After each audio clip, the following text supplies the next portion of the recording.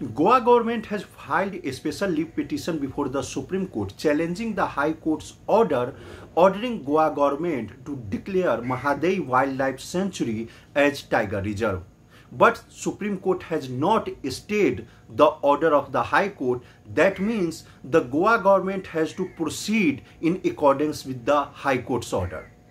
High Court had given 3 months time, which is passing day by day. Now the Forest Department has sought legal opinion from the advocates of the Supreme Court that how they can dodge the order of the High Court.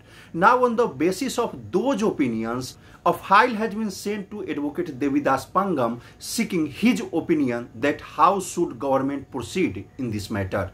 Advocate General Devidas Pangam told to Prudent that he is going through the files and he will give his opinion in couple of days and it will be informed to the state government. Mukesh Kumar for Prudent.